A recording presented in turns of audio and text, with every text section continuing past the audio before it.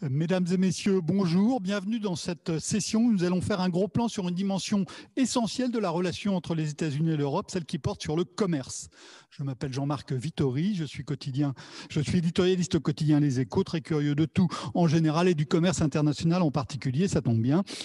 Les États-Unis sont un partenaire commercial majeur de l'Union européenne, ils absorbent le dixième de ses exportations, mais la relation est évidemment devenue plus tendue ces dernières années sous le mandat de Donald Trump. On a eu les droits de douane sur l'acier et l'aluminium, on a eu les menaces sur l'automobile, on a eu de l'autre côté les taxes envisagées sur les GAFA, des questions aussi sur la protection des données, des désaccords évidemment sur l'OMC. L'arrivée d'un nouveau président pourrait changer la donne. Joe Biden semble plus prévisible, plus ouvert sur l'idée du multilatéralisme, sauf que Joe Biden n'est pas un libre-échangiste échevelé. Il n'a pas encore nommé son représentant spécial au commerce. Il l'a fait pour la question de la lutte contre le réchauffement climatique, mais pas sur le commerce. Hier, il a nommé son ministre de la Défense. Donc, le commerce n'est pas, dans les tout premiers jours, une priorité pour lui. Et ça a été évoqué dans la session précédente. Les États-Unis ont... et puis, les États-Unis ont commencé à bloquer la nomination de juges à l'organe d'appel de l'OMC à l'époque d'Obama, avant Biden, quand Biden était... avant... Donald Trump, quand Biden était le vice-président de Barack Obama, et c'était un vice-président très actif sur l'international. Les tensions sur Airbus et Boeing sont très anciennes et les États-Unis ont commencé à faire jouer l'extraterritorialité de manière agressive bien avant 2017. Alors, il pourrait bien sûr y avoir une alliance pour durcir les positions vis-à-vis de la Chine sur la propriété intellectuelle, sur l'accès au marché public, etc. C'est apparemment l'espoir que caresse Joe Biden. Mais l'Europe n'a sans doute pas intérêt à passer uniquement sous la coupe de Washington. Elle a aussi une carte à jouer dans l'autre sens, peut-être, en faisant alliance avec la Chine face aux États-Unis sur d'autres dossiers. Et puis, il y a une Asie qui change avec la conclusion toute récente du RCEP, du partenariat économique régional en Asie, qui associe la Chine avec la plupart des grands pays de la région. C'est donc sans doute un moment opportun pour l'Europe de redéfinir sa stratégie commerciale vis-à-vis des États-Unis, pour paraphraser le thème de cette journée. Alors, avec nous pour y réfléchir, nous avons trois intervenants très qualifiés qui viennent d'horizons très différents. Je vous les présenterai au fur et à mesure. Ils vont faire chacun un propos liminaire. Et vous qui assistez à ces échanges, vous pouvez poser vos questions. Vous suivez la conférence sur Zoom. En bas, là, il y a un petit zigouigoui qui vous permet de poser la question et elles nous seront répercutées. Alors, je vais commencer avec vous, Pascal Lamy. On ne vous présente plus. Vous êtes président émérite de l'Institut Delors. Vous avez été directeur général de l'OMC pendant près d'une décennie, mais aussi auparavant commissaire européen pour le commerce. Donc, vous avez été sur le côté exécutif de la question. Et vous êtes maintenant l'un des observateurs les mieux affûtés du commerce international. Et on va peut-être commencer par là. On vit une crise qui est assez exceptionnelle, une crise sanitaire qui entraîne une crise économique, qui change les relations du monde, et notamment les relations commerciales. J'aimerais d'abord que vous nous donniez votre regard sur ces changements pour ensuite camper la relation entre les États-Unis et l'Europe dans ce décor qui change. Oui, je crois que cette gigantesque crise sanitaire, économique, sociale, politique peut-être, aura des conséquences sur l'échange international. Et d'ailleurs, je pense malheureusement, on ne peut pas encore en parler au passé. Il n'y a en fait qu'une partie du monde qui est l'Asie du Sud-Est qui en est sortie, les autres continuant à se débattre avec ce virus. Alors, qu'est-ce qu'on peut penser de cet impact de cette crise sur l'échange international ? Je crois qu'il va réaménager les forces à l'œuvre dans l'échange international et dont nous savons qu'ils sont faits depuis très longtemps de tendance à la globalisation d'un côté, pour des raisons essentiellement technologiques, mais aussi de tendance à la fragmentation. Et on a vu ces tensions se développer puissamment avant la crise du Covid, et notamment à l'occasion de certaines remises en cause de la globalisation. Je pense que la tendance générale ne va pas changer. C'est-à-dire que les forces de globalisation continueront à l'emporter sur les forces de fragmentation, mais que néanmoins, le jeu de ces forces ne sera pas le même que par le passé, et donc nous allons probablement vers une autre globalisation. Ce n'est pas une déglobalisation, c'est une autre globalisation. Et les grandes caractéristiques de ce monde post-Covid de l'échange international, je les vois en 4 traits bien distincts. Un monde plus digital, un monde plus chinois, un monde plus précautionneux et un monde plus étatique. Digital, parce que le Covid nous aura projeté de 5 ou 10 ans vers le futur digital de l'humanité, et que ceci va accélérer l'échange international, qui est celui des données, au fur et à mesure que nos économies se translatent du Moyen-Âge des artefacts au futur des intangibles qui contiennent de l'intelligence, de la donnée de plus en plus. Ceci va accélérer la globalisation des échanges, même si dans certains secteurs, et notamment dans le secteur manufacturier classique, si je puis dire, il y aura quelques processus de réaménagement de certaines chaînes de production.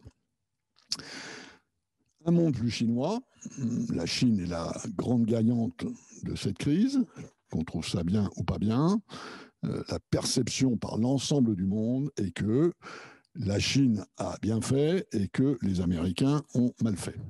Il y a donc un boulevard géopolitique et géoéconomique qui s'ouvre à la Chine et qui, évidemment, va, compte tenu de son leadership en matière de reprise économique, c'est l'économie chinoise qui repart le plus vite, le plus fort et qui donc va tirer la reprise de l'économie mondiale, est en pôle position. Un monde plus précautionneux. Je crois que ce choc révèle des failles profondes dans la manière dont le capitalisme globalisé identifiait, traitait les risques, qu'il s'agisse du risque sanitaire, mais aussi du risque environnemental. Et donc, je prévois ce que j'appelle davantage de précautionnisme par rapport à ce qu'on appelle le protectionnisme. Le protectionnisme, c'est quand on protège ses producteurs nationaux de la concurrence étrangère. Le précautionnisme, c'est quand on protège ses populations de risques. Et ceci est un facteur de fragmentation, car la perception qu'on a du risque, qui est une échelle entre le bien et le mal, et de la manière dont on l'administre, va créer des tensions dans ce monde. On le voit très bien, on y reviendra sûrement dans la discussion, en matière d'environnement ou en matière de digital. Et enfin, un monde plus étatique, ce qui d'ailleurs n'est pas sans lien avec le point précédent, en général celui vers lequel on se tourne pour se protéger de risques, c'est la puissance publique, mais il y a aussi le fait qu'elle sera intervenue très fortement, très violemment dans les économies et que ceci va laisser des traces. Dans la concurrence internationale, on ne peut pas faire tomber du ciel 20 000 milliards d'euros ou de dollars dans les économies sans que ceci ne déséquilibre un jeu international qui était quand même censé plus ou moins être fondé sur une sorte de concurrence loyale, même si on en était loin. Donc voilà en gros, à mon avis, le cadre à l'intérieur duquel il faut situer cette nouvelle relation transatlantique dont nous parlons aujourd'hui. Donc, une mondialisation toujours à l'œuvre, mais dans un monde plus fragmenté. Évidemment, ça va influer fortement sur cette relation commerciale. Alors, on va continuer avec Xavier Timbaud. Xavier est sur le versant expertise. Hein. Tu es économiste, directeur principal de l'OFCE, l'Observatoire français des conjonctures économiques. Tu travailles sur la conjoncture et la politique économique, notamment sur les questions européennes. Alors, selon quel principe l'Europe pourrait-elle redéfinir sa stratégie commerciale avec les États-Unis ? Oui, je partage complètement ce qu'a dit Pascal. Je pense qu'il y a un élément qui est important, c'est que le premier espace de globalisation, c'est l'Europe. Et donc, il s'agit de le préserver. Et de comprendre que cette globalisation, elle est à la fois européenne et à la fois avec le reste du monde. Ça, c'est le premier point. Le deuxième point, c'est, je pense que le monde de l'Organisation mondiale du commerce, avec tous les avantages qu'il avait, est un ancien monde, d'une certaine façon, dans le sens où le principe selon lequel on appliquait une règle, une loi à tous, était un principe qui convenait bien aux pays européens, puisque ça ne posait pas pour eux la question de savoir comment j'exerce ma souveraineté. On applique la loi à tous, et les pays européens s'y retrouvaient. depuis l'émergence de la Chine et le conflit entre l'Amérique et la Chine, et tu rappelais que ce conflit est très antérieur à Trump, il date d'Obama, et il y a de fortes raisons qu'il continue, à la fois du côté américain et du côté chinois, rend l'OMC plus un souvenir que quelque chose de véritablement opérationnel aujourd'hui. Alors, il ne faut pas complètement l'enterrer parce qu'il y a un certain nombre de principes et de schémas qui peuvent encore fonctionner dans l'OMC, mais je pense que l'idée qu'on va construire le monde de demain sur un multilatéralisme organisé par l'OMC est une idée qui est un petit peu naïve. Et donc ça oblige l'Europe à se positionner, à protéger son espace de globalisation dans une globalisation plus générale. Alors, pour reprendre un peu les éléments de Pascal et peut-être les présenter de façon un peu différente, moi je dirais qu'il y a 3 principes qu'on doit poursuivre dans cette politique commerciale européenne, dans l'exercice de la souveraineté européenne en matière de commerce. Le premier, c'est, et je ne mettrai pas ça au rang du précautionnisme, mais je mettrai ça au rang d'un engagement fondamental, c'est celui du climat. Donc, le commerce est un élément qui a un rapport avec le climat. C'est aussi un outil symbolique très important pour imposer des contraintes à nos producteurs et à nos consommateurs, et en leur disant ces contraintes ne sont pas faites au détriment de votre compétitivité. Voilà. Et même si, et la plupart des études économiques tendent à dire finalement les effets de compétitivité, le climat, ça a peu d'interactions, ou elles ne sont pas aussi négatives que ce qu'on peut penser, parce qu'il y a des aspects négatifs, mais il y a aussi des aspects positifs, parce que beaucoup du commerce se fait localement, parce que en fait, ça se concentre sur quelques produits qui sont assez faciles à identifier. Mais en dehors de l'aspect strictement économique, il y a un aspect symbolique qui est extrêmement important. Si on veut faire accepter la transition vers une économie neutre en carbone à nos producteurs, il faut leur dire ce sera fait de façon juste vis-à-vis du reste du monde. Et là, cette justice dans le commerce, elle est indispensable. Le deuxième élément, c'est, je pense qu'il faut que le commerce ne soit pas fait au détriment des droits fondamentaux des citoyens. Donc ça touche au numérique et à la question des données, ça touche à la résilience de nos infrastructures et des normes qui sont imposées à ceux qui nous fournissent les infrastructures, et donc de notre capacité à pouvoir effectivement mettre en œuvre ces normes, les vérifier et faire en sorte qu'elles soient bien appliquées. Donc ça peut aller assez loin, et le principe qui doit nous guider, ce n'est pas un principe d'être plus compétitif, mais de protéger, et donc là on est en plein dans le précautionnisme, de protéger les droits fondamentaux de nos citoyens. Et ça, je pense que c'est une dimension qui est incontournable, qui est devenue aiguë à cause du numérique. C'est sûr, il y a 30 ans, cette question se posait peut-être dans l'alimentaire, peut-être en matière de médicaments, mais c'était finalement des segments de notre vie qui étaient relativement simples et qu'il n'était pas forcément très dommageable de ne pas ouvrir. Là, aujourd'hui, le numérique rend impossible de ne pas... D'abord parce que ça devient la colonne vertébrale de nos vies, à commencer par l'exemple qui est donné ici, mais aussi parce que ça devient le lieu dans lequel toute l'économie est en train de se produire. Et même s'il y aura encore des échanges matériels, ce qui déclenche ces échanges matériels aujourd'hui, ce sont les données et ce sont les sites par lesquels ces données transitent. Donc protéger les droits des citoyens, c'est essentiel là-dessus, c'est essentiel pour notre économie, c'est essentiel pour la sécurité des citoyens, c'est essentiel pour l'exercice de notre souveraineté, c'est essentiel pour la collecte de l'impôt. Mais finalement, la collecte de l'impôt n'est peut-être pas le problème le plus important au bout du compte, parce que c'est relativement facile d'identifier ce qu'on peut faire là-dessus. Le dernier point, et je pense qu'il n'est pas tout à fait relié aux 2 premiers, c'est que je pense que dans la globalisation de l'Europe dans le monde, et on a évidemment beaucoup de bénéfices à tirer d'une ouverture, donc il ne faut pas viser une Europe forteresse fermée et repliée sur elle-même, mais dans la globalisation de l'Europe dans le monde, il n'y a aucune raison que des spécialisations échappent à l'Europe. Voilà, il n'y a aucun avantage comparatif qui existe et qui font que l'Europe devrait abandonner tel ou tel secteur d'activité, que ce soit les armes, le numérique, l'aviation, l'agriculture, les médicaments. La globalisation des années 80 s'est construite sur des arguments de coût du travail. Et là, de ce point de vue-là, la préservation de notre modèle social et d'une rémunération élevée nous a obligés à devoir nous tourner vers des spécialisations à haute valeur ajoutée, comme on disait dans les années 80.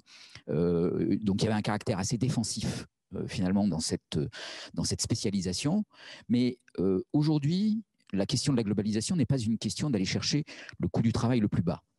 L'automatisation, la digitalisation, la robotisation, mais aussi l'élévation des niveaux de vie dans les pays en développement font que cette question devient une question caduque. Et donc, voilà, pourquoi on ne fabrique pas autant de composants électroniques en Europe qu'à Taïwan, alors que ce n'est pas une question de coût du travail, l'avantage comparatif n'est pas le coût du travail, ce n'est pas une question de ressources naturelles, ce n'est pas une question de localisation, donc la question de savoir pourquoi Taïwan et pas l'Europe, et ça c'est une question qui est beaucoup plus importante que la question de savoir fabriquer des masques.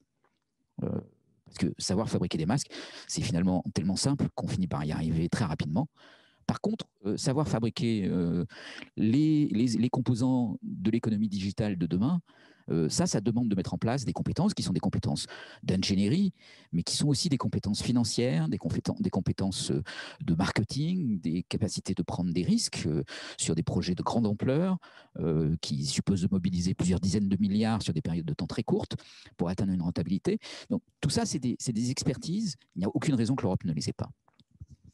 Merci d'avoir donc posé ces principes. On va évidemment en discuter. On va continuer avec vous, donc Marie-Pierre Védrenne. Vous êtes sur le versant législatif. Vous êtes députée européenne. Vous avez été élue sur la liste Renaissance et vous siégez donc dans le groupe Renew Europe. Vous êtes juriste de formation. On va peut-être l'entendre un petit peu dans vos propos. Et d'après vous, comment l'arrivée de Joe Biden à la Maison-Blanche redistribue le jeu du poker commercial, ou est-ce qu'il faudra prendre 2 cartes pour voir qu'est-ce qui va se passer, et surtout en écoutant déjà tout ce qui a été dit jusqu'à présent, je me demande, est-ce qu'on a assez réfléchi sur ce que l'Europe veut vraiment faire dans cette relation? Bonjour à tous. Déjà, merci beaucoup de votre sollicitation. Je suis ravie d'être avec vous. Effectivement, depuis ce matin, on entend beaucoup de points. Et moi, tout mon enjeu, justement, en tant que députée européenne, ça va faire de partager ce constat au Parlement européen et à la fois au niveau de l'ensemble des États membres de l'Union européenne. Parce que ça a été une question qui a été posée aussi tout à l'heure à l'intervenant qui était en visio. C'est est-ce que ces lignes sont partagées par tous les États membres de l'Union européenne? Moi, je partage totalement ce qui a été dit par les 2 intervenants précédents. Mais est-ce que c'est le cas de tous mes collègues au Parlement européen? Clairement non.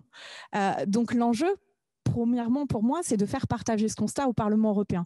Et quand vous êtes dans la Commission commerce international et quand vous êtes française, c'est comme si derrière vous, il y avait écrit une pancarte avec écrit protectionniste. Et tout mon enjeu, c'est de faire comprendre que non, je ne suis pas protectionniste et que justement, je pense qu'il faut un marché européen qui soit ouvert parce que ce n'est pas dans notre intérêt et dans l'intérêt de personne de mettre en place des barrières protectionnistes, que ce soit des barrières tarifaires ou non tarifaires.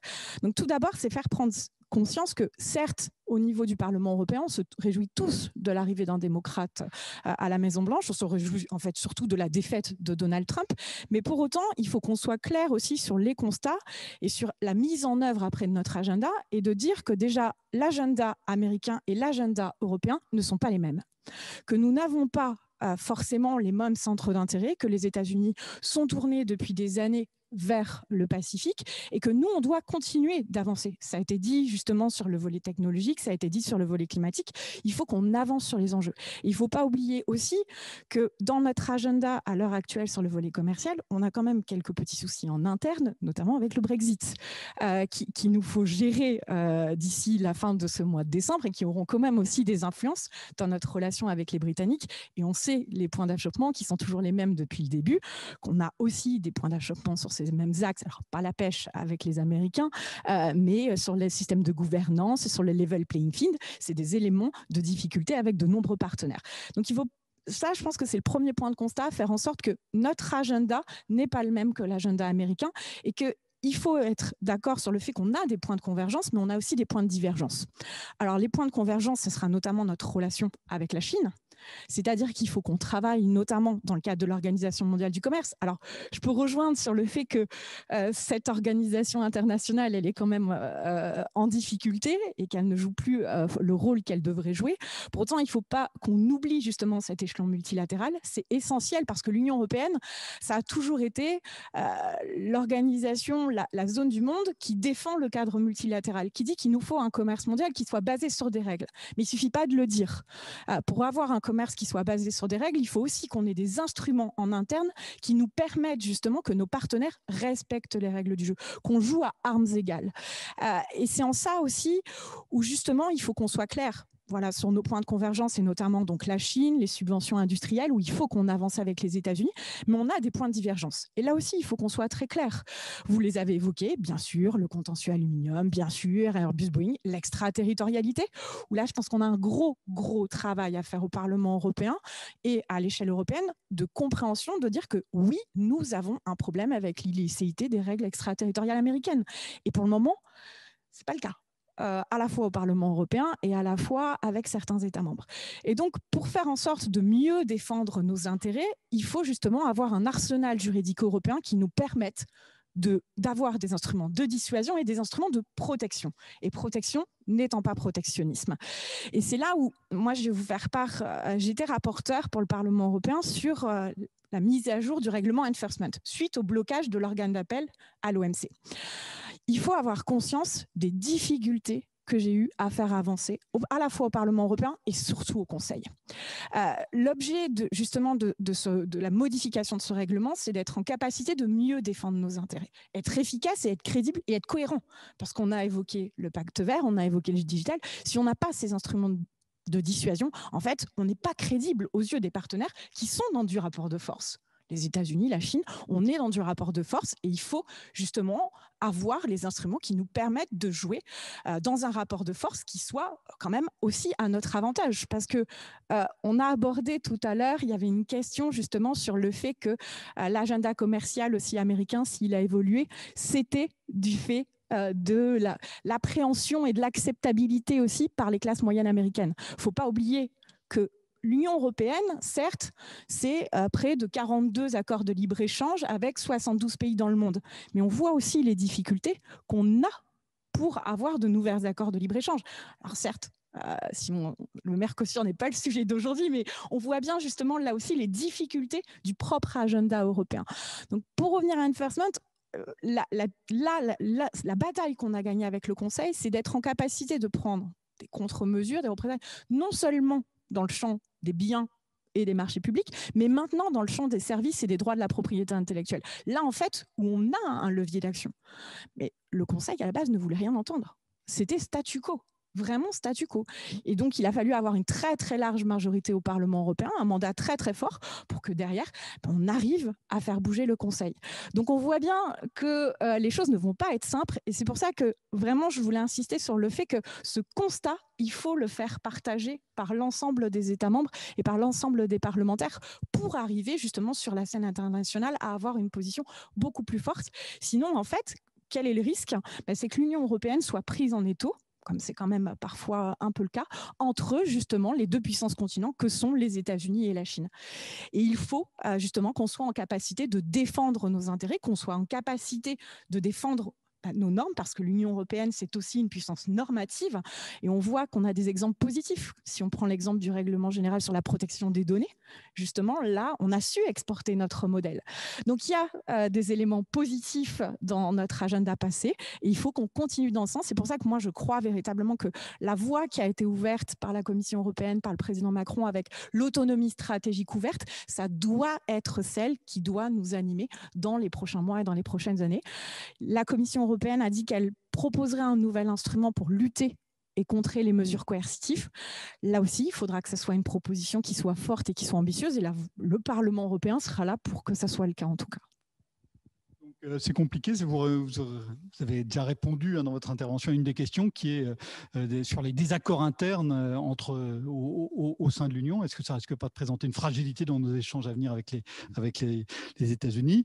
Donc oui, c'est compliqué, mais oui, il est même possible d'avancer. On l'a prouvé à plusieurs reprises sur plusieurs dossiers. Donc il ne faut pas seulement se mettre d'accord entre pays européens, mais aussi entre instances de l'Union européenne, ce qui n'est pas forcément plus facile. Alors, on a eu des principes, on a eu à la fois un témoignage et des actions menées.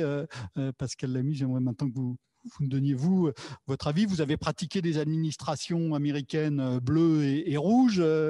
On en a une nouvelle. Quelles sont les opportunités et que l'Europe peut-elle redéfinir? J'ai bien entendu répondre à votre question. Je voudrais d'abord souhaiter à Marie-Pierre Védrenne la bienvenue au club des adversaires du protectionnisme et des tenants du précautionnisme. C'est un club qui commence à prendre une certaine ampleur, effectivement dans un monde qui est un peu différent. Et puis aussi, je ne dis pas la rassurer, mais l'informer du fait que les trois instituts Jacques Delors, les trois sœurs, Paris, Berlin, Bruxelles, sont en train de travailler d'arrache-pied sur un papier qui actualise un papier qu'on avait fait en 2018 sur la réaction de l'Union européenne aux sanctions extraterritoriales américaines, qui est évidemment un problème très compliqué parce que c'est très bien de parler d'autonomie stratégique, fût-elle ouverte. Je dis d'ailleurs à l'intention de Nicole Messotto, qui a un peu critiqué ce concept ce matin, qu'elle parle de souveraineté parce qu'elle est française. Les autres Européens parlent d'autonomie stratégique ouverte parce qu'ils ne sont pas français. Mais ça veut dire la même chose. En Eurospeak, ça veut dire la même chose.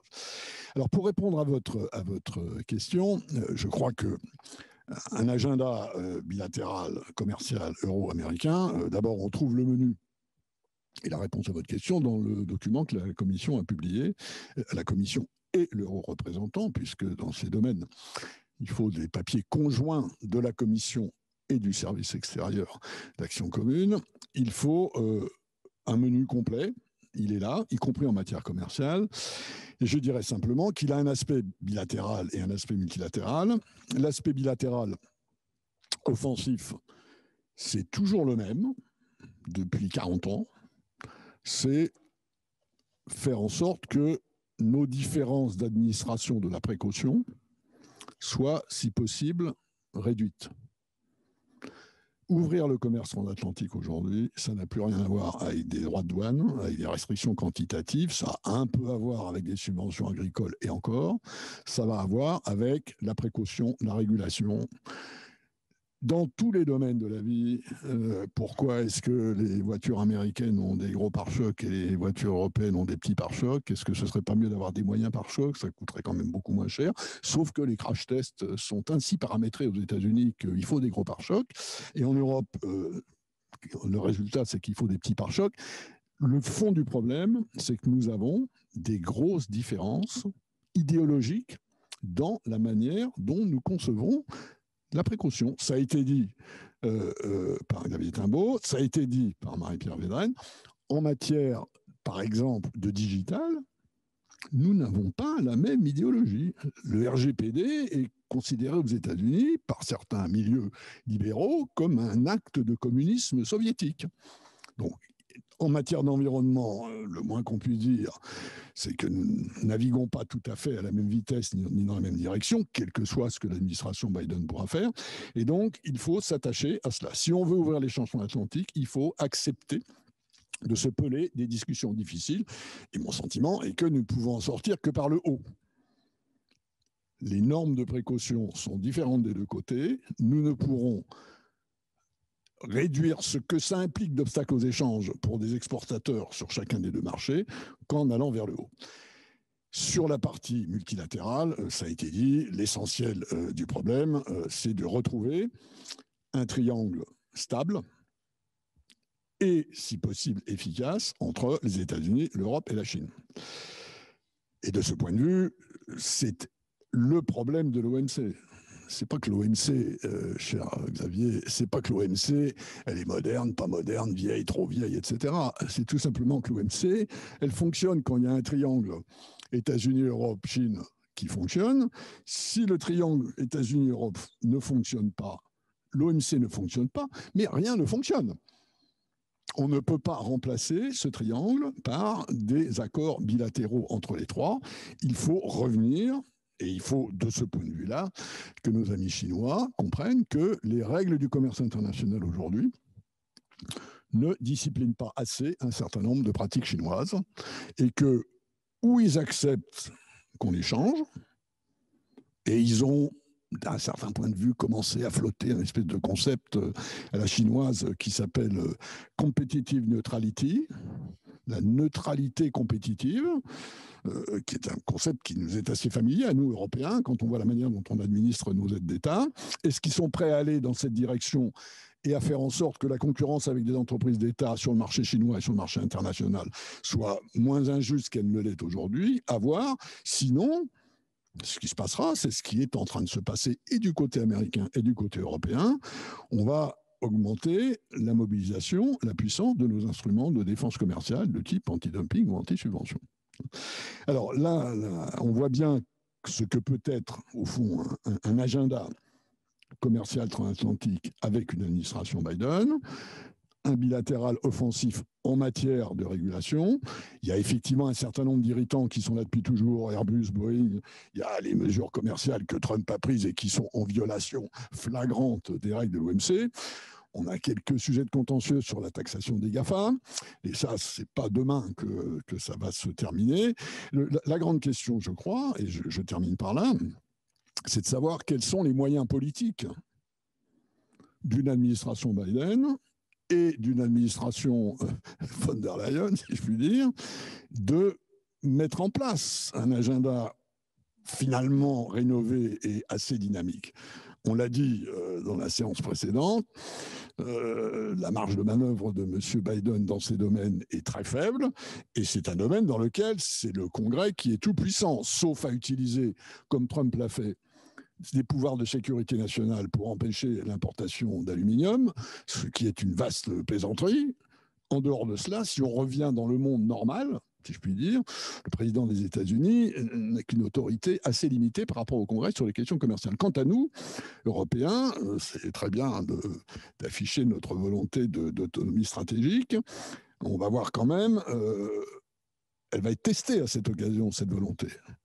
Sur les réactions aux sanctions extraterritoriales dont on parlait tout à l'heure, je peux vous dire qu'il est loin d'avoir une unanimité au Conseil, et je sens même qu'à l'intérieur de la Commission, entre une ligne traditionnelle transatlantique et une ligne, disons, un peu plus souverainiste, ça frite pas mal dans la préparation des textes qui doivent venir l'année prochaine.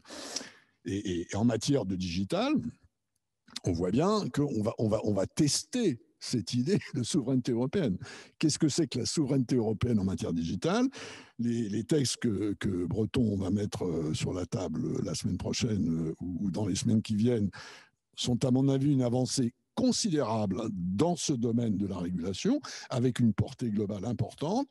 Est-ce que ce que la Commission propose, et qui, à mon avis, correspond à cette idée de souveraineté numérique, est-ce que le Conseil et le Parlement vont l'approuver? Il y aura de l'eau sous les ponts avant que ce soit le cas. Merci. Alors, il y a une question là qui est posée par quelqu'un qui assiste à vos échanges. Quelle est l'opinion des panélistes sur l'instauration d'un mécanisme d'ajustement carbone aux frontières de l'UE? On sait que Joe Biden, pendant sa campagne, s'était dit favorable à un mécanisme de taxe carbone aux frontières. On a vu que dans les instances européennes, l'idée a bien progressé ces 2 dernières années, je crois qu'on peut le dire. Est-ce qu'il y a quelque chose à faire? Est-ce qu'il y a un terrain? Il y a une maquette sur la table qui a été publiée au mois de juin et que Marie-Pierre connaît, dont on a déjà discuté d'ailleurs ensemble. Mais est-ce qu'il y a, avec les États-Unis, quelque chose à bâtir en la matière? En tout cas, justement, on est en pleine négociation au Parlement européen sur ce sujet. Après, je pense qu'effectivement, le mécanisme carbone, c'est essentiel de le mettre en place. Et je me souviens justement d'échanges qu'on avait avec Pascal Lamy sur la nécessité d'avoir un prix carbone à l'échelle internationale. Ce sera ça qui nous permettra d'avancer. Mais le mécanisme d'ajustement carbone est un premier pas. Toutes les négociations qu'on a, bien sûr, et là aussi, la compatibilité aux règles de l'OMC, c'est essentiel. Parce que derrière, si on met en place un mécanisme qui, au final, se retourne contre nous, c'est quand même l'exact inverse de ce qu'on souhaite porter. Donc, il faut qu'on soit cohérent. Ensuite, on est en train d'étudier justement quelle cible particulière. Donc, la Commission commerce international a rendu un avis. Maintenant, les négociations se poursuivent. Mais là encore, comme sur de très, très nombreux sujets, on voit justement toute la difficulté, ça sera de mettre tout le monde d'accord sur ces ambitions partagées à la table européenne. Et justement, si on n'a pas ces ambitions partagées sur la scène européenne, ça sera d'autant plus difficile sur la scène internationale de faire accepter ce mécanisme carbone. Et on entend aussi les points de vigilance de la partie du business qui dit que ça va se retourner contre eux. Justement, en voulant rassurer sur l'OMC, en voulant cibler certains secteurs et en étudiant bien les choses et en travaillant de concert avec la Commission européenne, on démontre que voilà, les choses sont crédibles. Et ça correspond justement à des éléments de dissuasion et d'efficacité pour aussi retravailler sur cette acceptabilité de la politique commerciale européenne. Parce que je pense que si on n'arrive pas à avancer sur l'acceptabilité de la politique commerciale à l'intérieur de l'Union européenne, ça sera de plus en plus difficile. Xavier, par rapport à ton premier principe, taxe carbone plus taxe carbone aux frontières, est-ce qu'il y a quelque chose à bâtir entre l'Europe et les États-Unis ? Enfin, il y a quelque chose à bâtir à l'intérieur de l'Europe et entre l'Europe et les États-Unis, mais aussi entre l'Europe et le reste du monde. La Chine, l'Australie, le Canada, l'Afrique, enfin, et l'ensemble de l'Asie. Moi, je pense que quand même sur ces éléments-là, il faut bien mesurer la portée symbolique, en fait. Enfin, symbolique, c'est peut-être pas le bon mot, mais en tout cas, la portée opérationnelle et la fabrication qui se produit par des projets comme la taxe carbone aux frontières de la politique commerciale européenne, précisément. Alors, bon, je sais bien que Pascal n'allait pas apprécier que je dise que l'OMC était de l'ancien monde et puis que j'allais me poser comme le porte-étendard du nouveau monde en le renvoyant implicitement à celui de l'ancien monde. Ce n'est pas du tout mon propos. Et j'entends très bien que l'OMC a un certain nombre de vertus et aujourd'hui une architecture qui est incontournable. Mais le gros problème de l'Europe, pour parler très franchement, c'est que chaque pays européen a une spécialisation qui est différente et donc chaque pays européen a des intérêts qui sont différents. Et la Chine et les États-Unis, qui, pour des raisons politiques, parlent d'une seule voix. La Californie n'a pas les mêmes intérêts que le Texas, mais la politique commerciale des États-Unis n'est pas faite par la Californie ou par le Texas. Et la Californie et le Texas ne sont pas des interlocuteurs dans le commerce international. Donc, la seule voix qui compte, c'est celle de l'administration américaine. Mais l'administration américaine s'est parfaitement jouée des intérêts divergents des pays européens. Voilà, ils savent parfaitement en jouer. Donc, notre problème n'est pas que l'OMC ne soit plus là. Notre problème, c'est nos divergences d'intérêts. Alors, dans un monde où l'OMC fonctionne de façon idéale, l'ancien monde, finalement, nos divergences ont peu d'intérêt parce qu'on est ramené à une règle commune et nos divergences peuvent se coordonner finalement dans cette règle commune assez facilement. Dans un monde où on n'est plus dans l'idéal de la règle commune, il faut que l'Europe exprime sa voix et que sa voix dépasse celle des intérêts particuliers de chacun des pays européens. Il faut que les pays européens défendent leur espace commercial à eux, l'Europe, dans une globalisation dans laquelle ils s'insèrent, et non pas chacun d'entre eux dans la globalisation. Et la taxe carbone, quels que soient ses défauts, quelles que soient les critiques qu'on peut faire et les limites, c'est un projet politique européen qui est absolument essentiel de ce point de vue-là, parce qu'il dit l'Europe va parler d'une seule voix, et même si nous avons des intérêts divergents, nous savons que sur cette question, nous avons des intérêts convergents et que nous sommes capables de mettre en œuvre une politique qui sera peut-être, je veux dire, quand on en parlera dans 10 ans ou dans 20 ans, elle sera peut-être considérée comme une curiosité historique. Et on peut espérer que ça le soit le cas, parce que en fait, ce genre de projet n'a de sens que de façon transitoire. Une fois que tout le monde aura accompli la transition vers une économie neutre en carbone, la taxe au carbone n'a plus aucune nécessité. Mais malgré tout, ce projet transitoire, il est essentiel pour bâtir cette politique commerciale européenne qui, aujourd'hui, quoi qu'on en dise, reste à l'état de papier. Bon, taxe carbone, encore faudrait-il se mettre d'accord avant de se mettre d'accord entre pays européens. On voit bien en France même qu'entre différentes tendances, l'accord n'est pas évident sur la fixation d'une taxe carbone. On l'a vu encore récemment. J'entends ce que tu dis, mais ce que je veux passer comme message, c'est que l'enjeu n'est pas tellement tel ou tel projet, il est d'arriver à mettre en œuvre une taxe carbone européenne. Et ça, oui, ça sera une étape essentielle qui sera franchie le jour où on l'aura fait. Pascal. Étant manifestement dans l'ancien monde, qui n'avait pas que des défauts d'ailleurs, ne serait-ce que parce qu'on pouvait s'embrasser, on pouvait se serrer la main, enfin, il y avait quelques avantages dans cet ancien monde. Je vais simplement rappeler que le traité de Rome, qui est effectivement assez médiéval, selon ton échelle de temps, a prévu que les Européens décidaient à la majorité des droits de douane qu'ils imposent à leurs frontières. Et depuis ce moment-là, il y a une politique commerciale européenne. Et cette idée selon laquelle elle est faite au niveau des États membres, ça va faire très, très plaisir à beaucoup de ministres du commerce de l'Union que d'entendre ça. Mais ils ne vont pas te croire, parce qu'eux, ils savent que la personne qui décide sur la politique commerciale européenne, c'est le commissaire ou la commissaire compétente, dès lors qu'elle a ou qu'il a la majorité nécessaire au Conseil et au Parlement. J'ai été commissaire européen pendant 5 ans. J'ai pris des décisions dont certaines ont été assez majeures sur l'évolution de la politique commerciale européenne. De l'instant qu'il y a la majorité au Conseil et au Parlement pour le suivre, ça marche. D'État au panneau solaire chinois. On en parlera le jour venu.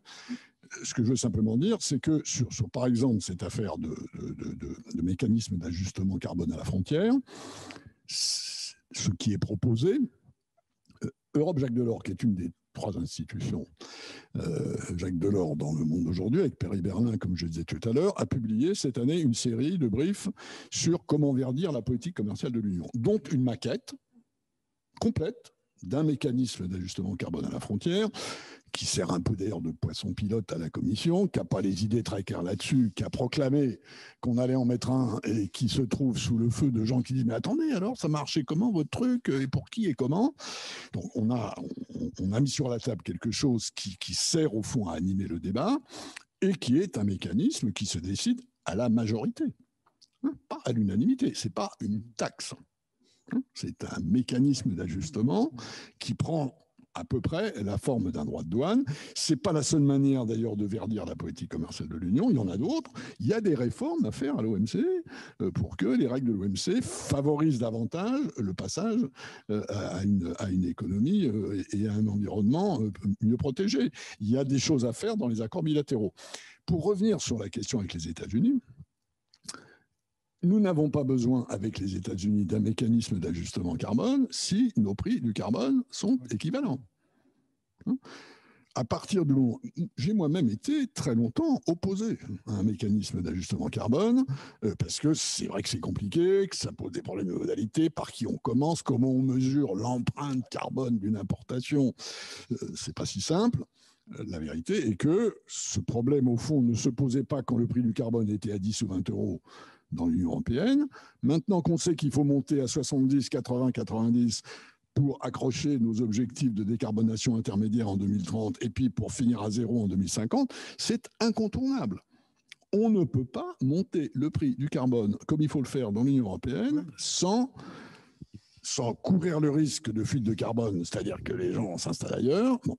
Et là, ça, c'est un sujet de dialogue avec les Américains. Joe Biden a dit « Mon administration mettra en place un système comme celui-là ». Voilà une excellente occasion de le discuter et d'essayer de faire en sorte que les deux économies avancent aussi rapidement que possible vers la décarbonation. Là, on est dans quelque chose qui... Et là-dessus, je suis d'accord avec Xavier Tinvaux, on est dans quelque chose qui change le jeu de l'échange international. Si vraiment on prend la priorité à la soutenabilité environnementale, comme tout le monde le dit maintenant, il va falloir effectivement réajuster un certain nombre des modalités de cet échange. Alors, il y a un autre dossier que vous avez déjà évoqué qui revient aussi dans une question qui est justement que faire face, sur le dossier de l'OMC. Donc, Donald Trump avait bloqué aussi la nomination du nouveau directeur général.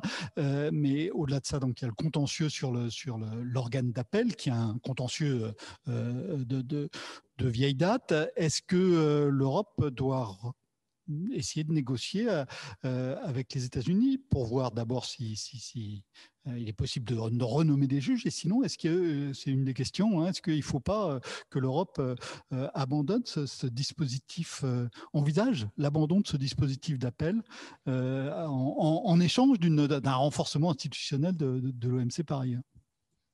D'abord, Pascal. Je ne crois surtout pas. L'avantage de l'OMC, aussi médiévale soit-elle, l'avantage de l'OMC, c'est qu'il y a des règles, ce qui est assez rare dans le système international, et surtout qu'il y a des mécanismes pour en vérifier la mise en œuvre, y compris un mécanisme contentieux qui va bien au-delà du Rubicon du droit international classique, parce que, en gros, si vous n'obtempérez pas, on vous colle des sanctions. C'est totalement exceptionnel dans le système international. Et donc, il faut que ce mécanisme contentieux soit crédible. Et pour ça, il faut qu'il y ait une première instance et une deuxième instance. Donc, il ne faut surtout pas abandonner. Et ayant vécu avec Delors la fin du Rugby Round en 1994, je sais très bien que ce sont les Européens qui ont injecté ce système très européen de conception qui consiste à se doter des règles, mais aussi d'une instance capable d'arbitrer quand elles ne sont pas respectées. Bon. Le problème des Américains, c'est qu'ils trouvent que l'organe d'appel, la cour d'appel de l'OMC, les a maltraités dans un certain nombre de cas. Bon. Je ne les ai jamais entendus se plaindre, d'ailleurs, quand ils gagnaient. Ils n'ont de problème avec ce mécanisme que quand ils perdent. Bon, ce n'est pas les seuls à avoir trouvé que de temps en temps, les juges de l'OMC interprétaient un peu comme ci ou un peu comme ça. Est-ce que pour autant, il faut l'empêcher de fonctionner? Non, il faut aller autour de la table, ce que va faire l'administration Biden, ce qu'avait commencé à faire l'administration Obama, mais assez mollement, et dire, voilà mon problème, j'ai un problème, et je souhaite que la solution soit ça. Il y en aura d'autres qui auront d'autres problèmes dans le même domaine. On va forcément, si on s'y prend bien, arriver à un compromis qui va peut-être, quand un juge a dit une chose qui n'était pas forcément conforme à ce que tout le monde veut entendre, on fait une déclaration interprétative. Le législateur peut intervenir. Tout ça est parfaitement possible. Ce n'est pas du tout un problème atomique, c'est un problème de bon comportement, de négociation. Et je suis sûr qu'en mettant des gens intelligents avec ce qu'il faut comme pression politique, il ne faut pas mettre que des juristes là-dedans, parce qu'évidemment, ils vont essayer de faire en sorte que ça dure de plus en plus longtemps, n'est-ce pas, Marie-Pierre, pour être sûr que leur point de vue est bien pris en compte. Mais je pense que c'est parfaitement faisable, à condition que les Américains sortent du bois, ce que Trump s'était bien gardé de faire, pour dire quel était son problème. Trump, il a fermé, il a fait un hold-up à la banque. Il savait que les flics le prendraient, et qu'est-ce qu'il a pris? Il a fermé le tribunal. Comme ça, évidemment, on est tranquille. Il faut sortir de cette situation absurde. Xavier, un mot, puis ensuite... Deux points là-dessus, et puis en rassurant Pascal Lamy sur un point, c'est que je pense que notre culture antique, l'OMC, est absolument fondamentale. Notre culture antique, l'OMC, est absolument fondamentale. C'est un socle sur lequel on doit construire le monde. Alors, il y a deux points quand même que je voudrais faire sur la position des Américains. Le premier, ils disent l'échec du dernier round de négociation fait que les sujets importants ne sont pas traités dans les règles de l'OMC, par exemple le digital, la protection intellectuelle. Et comme ils ne sont pas traités, ce sont les juges de l'organe d'appel qui ont pris des décisions sur ces questions. Alors là, il y a une interaction quand même entre eux. On arrive à négocier et on arrive à évoluer et on arrive à sortir de l'enquistement du texte de l'OMC où on laisse les juges décider. Et la position américaine est relativement légitime, c'est-à-dire qu'il n'y a aucune raison qu'on rentre dans un régime de règles décidés par des juges, quelle que soit la légitimité de ces juges. Alors, très vite, parce qu'il y a une autre question importante que je voudrais vous poser. D'abord, le gouvernement des juges, les Américains, ils connaissent. Non, mais je parlais de la légitimité de l'argument. Hein, je veux dire, c'est pas. Leur argument est juste, mais il serait plus crédible s'ils n'avaient pas été les principaux responsables de l'échec du round en question. Soit, mais si on veut bâtir quelque chose avec les Américains, je pense que c'est un des points sur lesquels on doit partir. Et après, il y a la deuxième question, qui est un autre argument des Américains, qui est de dire les Chinois n'ont pas respecté. Donc là, la question qui se pose, et en particulier si jamais on n'arrive pas à remettre en marche les chambres d'appel de l'OMC, la question qui se pose, c'est est-ce que l'Europe a concrètement quelque chose à proposer pour se substituer éventuellement de façon pragmatique et transitoire au défaut de chambres d'arbitrage. Et ça, je pense que c'est une position dans laquelle, encore une fois, l'Europe peut exprimer sa voix commune en disant « nous chérissons l'OMC et pour le faire fonctionner, nous sommes prêts à proposer une solution sur l'arbitrage, même à faire une chambre d'arbitrage, par exemple, entre la Chine et l'Europe, si les États-Unis ne veulent pas y participer. C'est exactement ce que l'Union européenne a fait depuis 2 ans, et c'est le morceau de législation auquel Marie-Pierre Védrenne faisait allusion tout à l'heure, qui a consisté à faire une espèce de dispositif provisoire sans les Américains, qui traite des contentieux. C'est très embêtant de ne pas avoir les Américains dedans, mais enfin ça c'est un peu leur problème,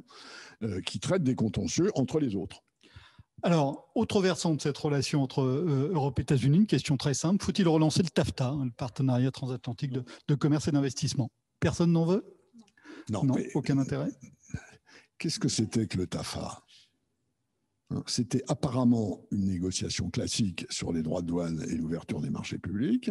En réalité, tout le monde sait très bien que c'était quelque chose qui va avoir avec la convergence des régulations. Simplement, on ne l'a pas dit, et donc on a laissé entendre aux Européens qu'on allait avoir à manger du bœuf aux hormones et des OGM, et ça a évidemment provoqué les réactions qu'on pouvait attendre.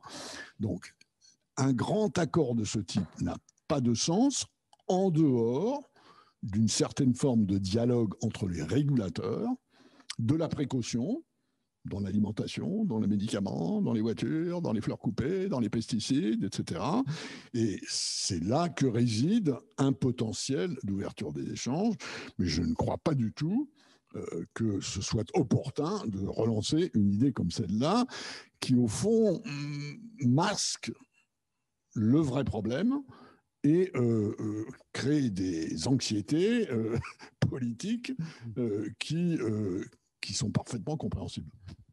Marie-Pierre? Effectivement, peut-être rappeler de toute façon que le mandat de négociation est quand même mort. Hein. Je pense qu'il faut bien le signifier aussi.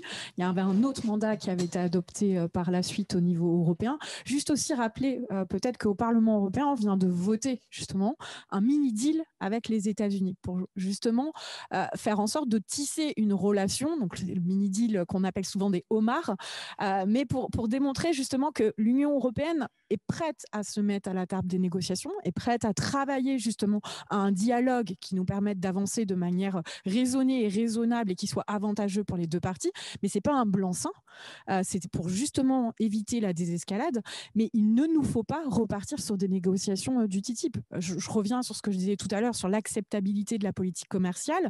Le TTIP ou le TAFTA, justement pour ceux qui le décrédibilisaient, a été source justement de énormément de difficultés.